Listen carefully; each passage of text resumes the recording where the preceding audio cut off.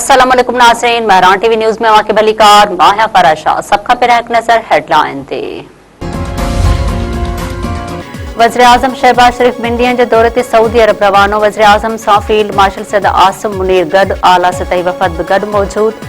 ज़रियनि मुताबिक़ वज़ीर आज़म सऊदी वली अहद शहज़ादा मोहम्मद बिन सलमान सां मुलाक़ात कंदो। पाक सऊदी लाॻापन समेत ख़िते जी सूरत-हाल ते ॻाल्हियूं थींदियूं। वज़ीर आज़म जी मसरूफ़ियतनि सबबि वफ़ाक़ी काबीना जो इजलास मुलतवी कयो वियो। परॾेही वज़ारत जे तर्जुमान ताहिर हुसैन इंदिरा बि चयो आहे त अफ़ग़ानिस्तान में मौजूद दहशतगर्दनि जे नेटवर्क खे भारतीय माली सपोर्ट मिली रही आहे। पाबंदी पियल बलूचिस्तान लिबरेशन आर्मीअ खे बि भारत माली इमदाद ॾिए पई। अफ़ग़ानिस्तान सां जंग नथा चाहियूं। अफ़ग़ान तालिबान खे पाकिस्तान सां सुठनि लाॻापन या दहशतगर्दनि जी हिमायत मां हिक जी चूंड करणी पवंदी। इस्लामाबाद हफ़्तेवार ब्रीफिंग दौरान परॾेही वज़ारत जे तर्जुमान चयो आहे त अफ़ग़ानिस्तान जा दहशतगर्द ग्रुप पूरे ख़िते में मौजूद आहिनि। बदख्शां समेत केतिरनि ई हंधनि ते अफ़ग़ान तालिबान ऐं मुख़ालिफ़नि में चकरुनि जा इतला आहिनि। उमीद आहे त अफ़ग़ान जा डोनर उन ॻाल्हि खे यकीनी बणाईंदा त संदन इमदाद दहशतगर्दीअ में इस्तेमालु न थिए। पीपल्स पार्टी पारां आज़ाद कश्मीर जे चूंडुनि में हिकु भेरो ॿीहर धांधलीअ जा इल्ज़ाम। पीपल्स पार्टी जे जनरल सेक्रेटरी नयर बुखारी चयो आहे त मीरपुर डिवीज़न जूं 4 सीटूं ज़बरदस्ती पीपल्स पार्टीअ खां खसियूं वयूं। नून लीग जबर सां आज़ाद कश्मीर जे इलेक्शन खटी। धांधलीअ सां पीपल्स पार्टीअ खां सीटूं खटे इलेक्शन में ॾाढ जी रिवायत वधी वई आहे। इस्लामाबाद में पीपल्स पार्टीअ जे अॻुवाण सां गॾु प्रेस कॉन्फ्रेंस कंदे नयर बुखारी चयो आहे त इलेक्शन में धांधलीअ जो बुनियाद राणा सनाउल्लाह जे बयान सां रखियो वियो।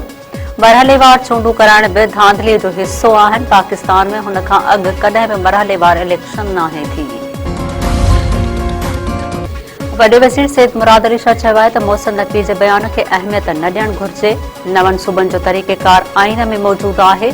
सिस्टम खे नाकाम चवंदड़ हिकु भेरो थर ज़रूर घुमी ॾिसनि। कराचीअ में मीडिया सां ॻाल्हाईंदे वॾे वज़ीर मुराद अली शाह चयो आहे त एहतजाज जो सभ खे जमहूरी हक़ आहे। एहतजाज जो हिकु तरीक़ेकार हुजणु घुर्जे। रोड बंदि थींदा त कानून ज़रूर हरकत में ईंदो। सिंध जे घरू वज़ीर ज़ियाउल हसन लंजा सदर आसिफ अली ज़रदारी ते सिंध पुलिस जे भर्तियुनि बाबति इल्ज़ाम रद्द करे छॾिया। मुफ्ता इस्माइल्स खां लसानी तक़सीम खे हवा न ॾियण जो मुतालबो। घरू वज़ीर ज़ियाउल हसन लंजा चयो आहे त मुफ्ता इस्माइल तरफ़ां सदर आसिफ अली ज़रदारी ते लॻायल इल्ज़ाम हक़ीक़तुनि जे उबतड़ ऐं क़ौमी यकजहतीअ लाइ नुक़सानकार आहिनि। सदर आसिफ अली ज़रदारी वफ़ाक़ी यूनिटुनि जो नुमाइंदो आहे। सदर खे हिक सूबे ज़बान या क़ौमियत ताईं महदूद करणु क़ौमी वहदत ऐं बेनल सूबाई हम आहंगीअ ख़िलाफ़ आहे। सिंध हुकूमत ज़बान, नस्ल, इलाइक़े या बिरादरीअ जी बुनियाद ते कंहिं बि क़िस्म जे इम्तियाज़ ते यकीन नथी रखे। कराची जी अदालत वापारी मीर रज़ा जे वारसनि पारां क़बरकुशाई लाइ दाख़िल करायल दरख़्वास्त मंज़ूर करे वरिती। अदालत तरफ़ां क़बरकुशाई लाइ सेक्रेटरी सिहत खे टीम जोड़ण जी हिदायत। अदालत चयो आहे त जेतिरो जल्दी थी सघे मीर रज़ा जी क़बरकुशाई कई वञे। आईजी सिंध जावेद आलम ओढो चयो आहे त पुलिस ऐं वकील इंसाफ़ जे निज़ाम जा अहम हिस्सा आहिनि।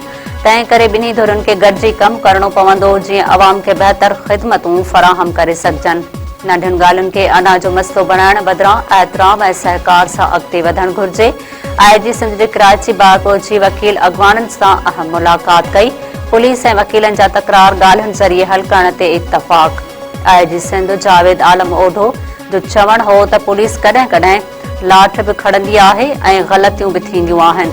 वकीलनि जे हथ में कलम आहे, तंहिं करे उन्हनि ते वधीक ज़िम्मेवारी आयद थिए थी। कराची बार एसोसिएशन जे सदर आमिर नवाज़ वड़ाए चयो आहे त हीउ मामिलो वकील बिरादरीअ लाइ हिकु अहम मसइलो बणियल हुयो। बुनियादी मुतालबो एफआईआर जी दाख़िला हुयो। आईजी सिंध जी ज़ाती आमद ऐं यकीन ॾियारण खां पोइ एफआईआर दाख़िल कराइण वारो मुतालबो वापसि वठी रहिया आहिनि।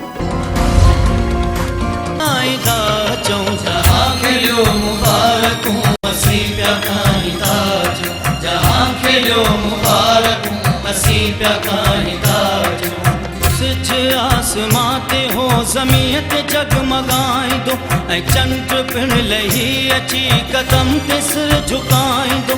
बहार में ठमुरकंदी हुस्न गीत गाईंदो। बहार में ठमुरकंदी हुस्न गीत गाईंदो। उथो जो आसमां,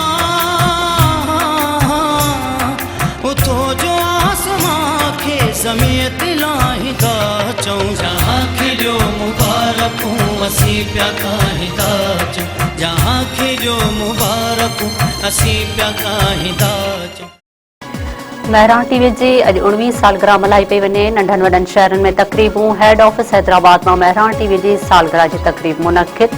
महराण टीवी जे सरवाणो गुलाम नबी मोराई ऐं ॿियनि केक काटियो। तक़रीब में कानूनदान मामा यूसुफ लखारी, सिंधी ॿोली जे बाख्तियार इदारे जे चेयरमैन शेर महराणी, सोबिया शेख ऐं ॿियनि जी शिरकत।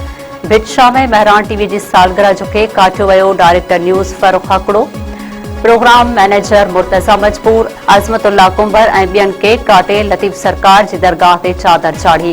मीरपुर ख़ासि ख़ानगी स्कूल में एडवोकेट जावेद बाबर ऐं ॿियनि महराण टीवी जी सालगिरह जो केक काटियो वियो।